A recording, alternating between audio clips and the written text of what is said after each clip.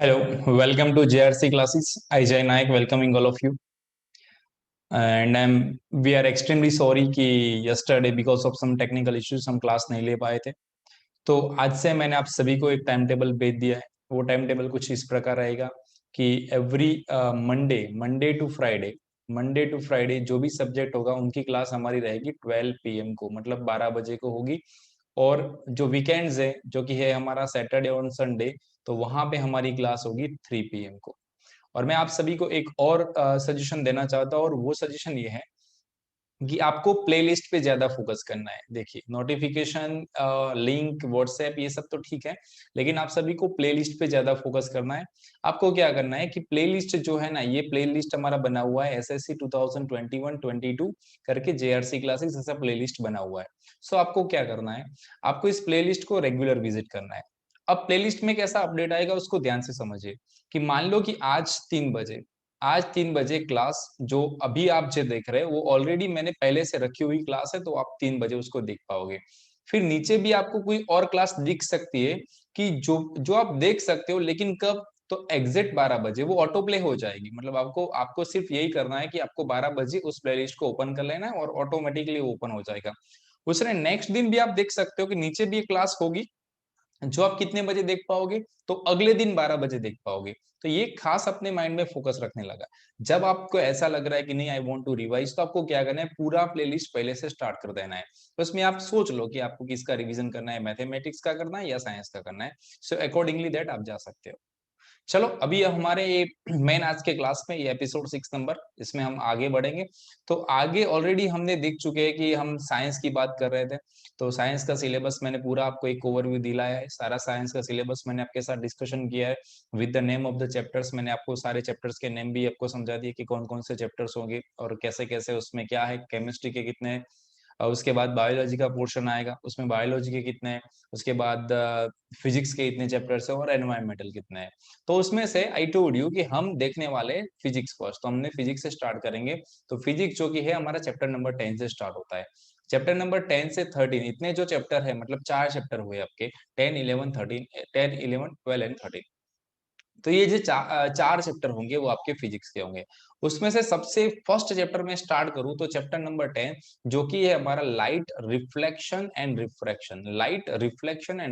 बहुत ही अच्छा चैप्टर है.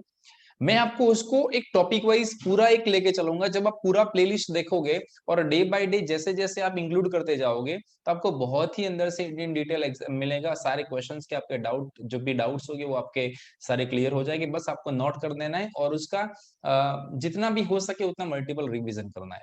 सो आज जो चैप्टर नंबर 10 है उसमें हम थोड़ा लाइट के बारे में देखेंगे. इतने शॉर्ट पॉइंट्स मैंने कवर किए हैं यहाँ पे, इतने शॉर्ट पॉइंट्स कवर किए हैं कि आप 2 से 3 बार उसको क्लास को रेगुलरली देख लोगे तो भी आपको याद रह जाएगा. तो पूरा फोकस ये रहेगा कि आपको क्लास में सब कुछ आ जाए, बाद में आप रिवीजन करो. Any time anywhere you can revise that. यही हमारा डिजिटल क्लास का फायदा है. तो चलो, ज्यादा वेट ना करते, अब चलते हैं. ऑलरेडी ये मैंने आपको ये 10th वाला तो बता दिया है कि आपके कितने चैप्टर्स होंगे, क्या है, राइट. सो ये सारा हम देख चुके हैं. टोटल 16 चैप्टर होंगे, इसमें 4 पार्ट्स होंगे. फिजिक्स, केमिस्ट्री, बायोलॉजी आएगा, एनवायरमेंटल, ये सारी चीजें हम देख चुके हैं. तो इसको हम नेक्स्ट क्लास से अब इसको इंक्लूड नहीं करेंगे. अब ये यहाँ से मैं स्टार्ट करूंगा कि चैप्टर नंबर 10 जो हमारा लाइट रिफ्लेक्शन एंड रिफ्रैक्शन था, तो भी देख लेते हैं.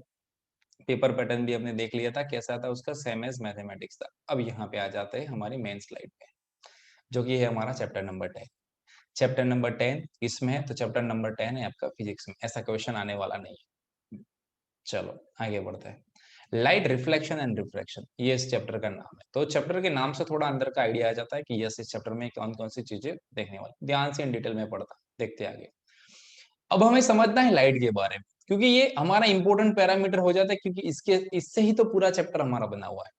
सो हम लाइट से बात स्टार्ट करेंगे कि व्हाट इज लाइट, लाइट क्या है और लाइट में हमें क्या क्या पढ़ना है. सो आगे बढ़ते तो फर्स्ट पॉइंट हमारे सामने निकल के आता है. ध्यान से पढ़िएगा उसको. अगर आप लिखना चाहते हो तो यहाँ पे उसको पॉज करिए, पूरा स्टेटमेंट लिख दीजिए, फिर आप उसको देखना स्टार्ट कीजिए. लाइट क्या है? Light is a form of energy, मतलब it's a kind of energy. ये एनर्जी से बना हुआ है. अभी मैं आपसे पूछना चाहूंगा कि एनर्जी का ऐसा यूनिट क्या होता है और कैसे हम यूनिट सारे डेराइव करते हैं. That enables us to see the object. मतलब इतना तय हो गया यहाँ पे. ये जो लाइट है ना, we can see, we can see with the help of lights. हम लाइट की वजह से हम ऑब्जेक्ट को देख सकते हैं। हम क्या देखना चाहेंगे? ऑब्जेक्ट्स को। किसकी वजह से देखेंगे? लाइट। लाइट क्या है? तो light is the form of energy, मतलब it's a kind of energy. Energy का यूनिट जो होता है वो होता है जूल, JOULE, जूल, और उसको डिनोट करते हैं हम J से डिनोट करते हैं। So I think one point is clear about light. Light क्या है? Light is a form of energy. Okay, उससे क्या होता है? That enables us to see the object. उसकी वजह से हम देख पाते हैं, लेकिन किसको देख पाते हैं? हम ऑब्जेक्ट्स को देख पाते हैं। आगे बढ़ते हैं। ऑब्जेक्ट्स, ये जो ऑब्जेक्ट्स की मैं बात कर रहा हूँ, तो ये ऑब्जेक्ट क्या करते हैं, उनका क्या रोल है? ऑब्जेक्ट रिफ्लेक्ट, ये देखो वर्ड आ गया हमारे चैप्टर का। मैं वहां पे फोकस करूंगा ज्यादा, क्योंकि मैंने आपको नेमिंग इसीलिए दिखाया था कि उससे हमें थोड़ा आइडिया आ जाता है भाई। ओके, मूवी का नाम मतलब देखने से पता चल जाता है कि मूवी का नेचर कैसा होगा। सो ये light is a form of energy. उसके बाद हमें तुरंत ही देखा, क्या देखा भाई? कि object reflect the light rays that falls on that. अब समझिए इसको थोड़ा डिटेल में समझ, देखो लिखा हुआ तो आप भी लिख दोगे, लेकिन उसको अंडरस्टैंडिंग से समझिए आप उसको। ऑब्जेक्ट क्या करते हैं? वो रिफ्लेक्ट करता है। किसको रिफ्लेक्ट करेंगे? Light rays. अब इतना तो पता चल गया, हम लाइट के बारे में बात करते तो सो लाइट के क्या होते हैं? लाइट के रेज होते हैं, वो एकदम पैरेलली जा सकते हैं। मतलब हम, मैं सनलाइट की बात करूं तो सन जहां से बहुत इन्फाइनाइट डिस्टेंस है हमें हमारी अर्थ से, तो सन से जो रेज आ रहे हैं वो कैसे रेज होते हैं? वो पैरेलल रेज होते हैं, एक दूसरे के पैरेलल होते हैं। और उनका एक बीम होता है, बीम मतलब वो स्ट्राइक करता है, अटैक करता है कोई भी ऑब्जेक्ट पे। उसके अंदर एनर्जी होती है, तभी जाके वो ट्रैवल कर पाता है। ये ऑब्जेक्ट्स क्या करते हैं? रिफ्लेक्ट करते हैं। किसको रिफ्लेक्ट करते हैं? लाइट रेज को रिफ्लेक्ट करते हैं। What do the objects do? Object क्या करते हैं? रिफ्लेक्ट करते हैं। किसको? लाइट रेज को रिफ्लेक्ट करते हैं। कब? When they falls on them, जब वो उनके ऊपर गिरते हैं। मतलब ये ऑब्जेक्ट रहा, लाइट रेज इसके ऊपर गिर, ऐसा तो नहीं हो सकता। लाइट रे तो बिल्कुल सर ऐसा होता है एकदम स्ट्रेट पाथ में वो मोशन करता है, तो ऐसा नहीं होगा, बिल्कुल क्षमा चाहता हूँ। ये सीधा ही यहाँ पे जाएगा, उसके ऊपर स्ट्राइक करेगा। स्ट्राइक करेगा, जब उसके ऊपर पड़ेगा, इंसिडेंट होगा, तब जाके ये ऑब्जेक्ट क्या करते हैं? तो ऑब्जेक्ट उनको रिफ्लेक्ट कर देते हैं। मतलब यहाँ से क्लियर हो जाता है, रिफ्लेक्ट करना मतलब उसको वापिस भेज देना, वापिस भेज देना मतलब रिटर्न करना, रिटर्न करना मतलब उसको बाउंस बैक करना। उम्मीद करता हूँ ये 2 पॉइंट आपके क्लियर होंगे। आगे बढ़ते हैं। Light rays are electromagnetic waves, उनके बारे में आप लिख सकते हो। अगर आपका क्वेश्चन आता है कि एक्सप्लेन समथिंग अबाउट लाइट, तो आप लिख सकते हो ये सारे पॉइंट कि लाइट रेज क्या करते हैं? They light rays they are electromagnetic wave, electricity plus magnetism, ये दोनों का कॉम्बिनेशन 13 चैप्टर में होगा। इलेक्ट्रोमैग्नेटिक वेव्स ये क्या है? तो इलेक्ट्रोमैग्नेटिक वेव्स है। कैसे वेव्स है? इलेक्ट्रोमैग्नेटिक वेव्स है। याद कर लेना इसको यहाँ से। ओके, आगे बढ़ते हैं। अब जो भी वेव्स होंगे, हम 9th में पढ़ चुके हैं, जो भी वेव्स होंगे उस वेव को क्या होगा? तो वेव को उनका वेवलेंथ होगा। अब हम वेवलेंथ के बारे में पढ़ेंगे कि भाई क्या है उनकी वेवलेंथ। सो जो उनकी वेवलेंथ होती है, वेवलेंथ कैसे होती है? मान लो कि ये ऐसे कोई वेव आ गया, तो यहां से, जब हमने ऑलरेडी देख चुके ये शरत एंड श्रुंग, बराबर, तो यहां से लेके यहां तक आ जाएगा, उसका पीक पॉइंट आएगा मैक्सिमम, और यहाँ से मिनिमम, तो यहां तक का जो होगा तो उनका वेवलेंथ होगा। क्या होगा? उनका वेवलेंथ होगा। सो देयर वेवलेंथ, उनकी वेवलेंथ कितनी है? 4 into 10⁻⁻7 metre to 8 into 10⁻⁻7 metre. क्या है भाई? 4 into 10⁻⁻7 metre to 8 into 10⁻⁻7 metre. मैं एक शॉर्ट वीडियो आपको दूंगा, मतलब 5 मिनट का एक वीडियो देके मैं सारे यूनिट के कन्वर्जन आपको एक्सप्लेन कर दूंगा। आपको प्लेलिस्ट में धीरे धीरे नीचे नीचे देखते जाना है। चलो, ये क्लियर हो गया। लाइट रेज कैसे हैं? तो इलेक्ट्रोमैग्नेटिक वेव्स है, वेव्स होते हैं, उनकी वेवलेंथ होती है। तो इनकी वेवलेंथ कितनी है? 4 इंटू 10⁻⁻7 मीटर टू 8 इंटू 10⁻⁻7। यहां से मैं अभी आपको एक्सप्लेन नहीं करूंगा, लेकिन डायरेक्ट एक चीज बोल रहा हूं कि इसको हम ऐसे लिख सकते हैं, 4000 एंगस्ट्रॉम टू 8000 एंगस्ट्रॉम। आपके दिमाग में 2 क्वेश्चन अभी आ गए होंगे कि सर ये एंगस्ट्रॉम क्या है, क्यों लिखा, कैसे लिखा, वो सारी चीजें मैं आपको एक अलग से, मतलब यहाँ से टॉपिक से पटकना नहीं है, मैं उस वक्त आपको एक्सप्लेन कर दूंगा। सो अभी के लिए आप इतना याद रख लो कि लाइट है वो फॉर्म ऑफ एनर्जी है। इससे हम ऑब्जेक्ट को देख पाते हैं, ऑब्जेक्ट रिफ्लेक्ट करते हैं। किसको रिफ्लेक्ट करते हैं? लाइट रेज को करते हैं। कब करते हैं? जब लाइट उनके ऊपर गिरती है तब। ये क्या है? इलेक्ट्रोमैग्नेटिक वेव्स है। इलेक्ट्रोमैग्नेटिक वेव्स है तो उनकी वेवलेंथ है, और वेवलेंथ कितनी है उनकी? 4 into 10⁻⁻7 metre to 8 into 10⁻⁻7 metre है। चलो बढ़ते हैं आगे। They require no medium to travel, मतलब इनको ट्रैवल करना है। मैं सनलाइट की बात करूं तो सन से लाइट का जो लाइट, अब लाइट जो होती है ना, लाइट लाइट के कुछ सोर्स होते हैं, मतलब जहां से वो हमें मिलती है उनके सोर्स होते हैं, उनके प्राप्ति स्थान, ऐसे हम एकदम शुद्ध हिंदी में बोले तो उनके प्राप्ति स्थान, जहां से वो मैन्युफैक्चर होती है वहां से। तो एक तो नेचुरली हो सकते हो, नेचुरल की बात है तो भैया मुझे सन को याद करना ही पड़ेगा। और जब मैन मेड की बात आती है तो you can use tubelight, you can use lamp and etcetera, बहुत सारी चीजें आप यूज करते हो। तो ये उनके क्या है? ये उनके प्राप्ति स्थान है, वहां से हमें लाइट मिलती है। अब समझो, जहां से लाइट मिलती है, जहां से लाइट प्रोड्यूस होती है, मैन्युफैक्चर होती है, तो वहां से वो लाइट हमारे पास आएगी, ऑब्जेक्ट के पास आएंगी। अब यहां से वहां तक जाने के लिए उनको कोई भी मीडियम की जरूरत है नहीं, दे रिक्वायर नो मीडियम, मतलब they don't require any medium. मैं दूसरी लैंग्वेज में अगर बोलूँ तो इनको कोई मीडियम की जरूरत होती नहीं है। समझ में आया? तो अगर ऐसे ऐसे वेव्स जिनको पास होने के लिए या ट्रैवल होने के लिए या अपने जर्नी में किसी भी मीडियम की जरूरत नहीं है, तो उनको ऐसा कहा जाता है कि वो तो भाई कुछ भी, मतलब वो वैक्यूम में भी ट्रैवल कर पाएंगे। वैक्यूम मतलब कुछ भी नहीं, no atmosphere, that means vacuum. तो वो वैक्यूम में भी ट्रैवल कर पाएंगे, तो बिल्कुल ये कर पाएंगे वैक्यूम में ट्रैवल। अब ऐसे वेव को हम क्या बोलते हैं? तो सर ऐसे वेव को हम क्या बोलते हैं? तो ऐसे वेव को हम नॉन मैकेनिकल वेव्स बोलते हैं।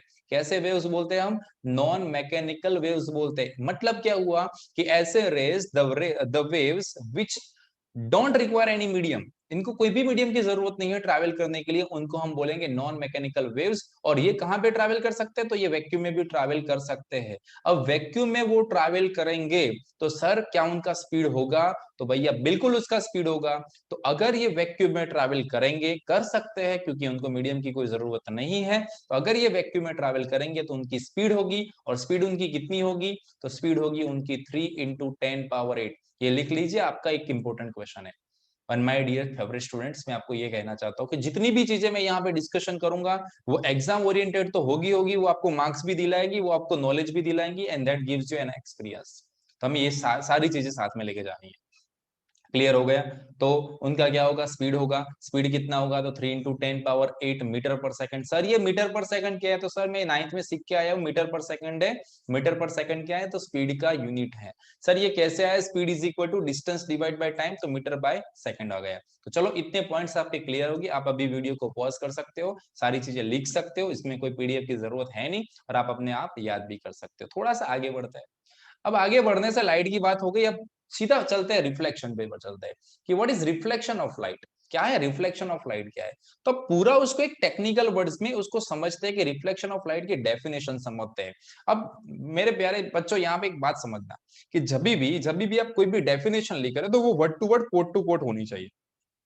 फॉर एक्सप्लेनेशन ऑफ दैट, आप उसके एक्सप्लेनेशन के लिए आप कुछ अलग तरीके से एक्सप्लेन कर सकते हो, लेकिन मेरी आपसे रिक्वेस्ट है कि जब भी आप कोई भी डेफिनेशन लिखो या कुछ भी प्रॉपरली लिख रहे हो, तो उसके वर्ड टू वर्ड लिखो, ताकि उसको समझ में आप उसको अच्छे से डिफाइन कर पाओगे।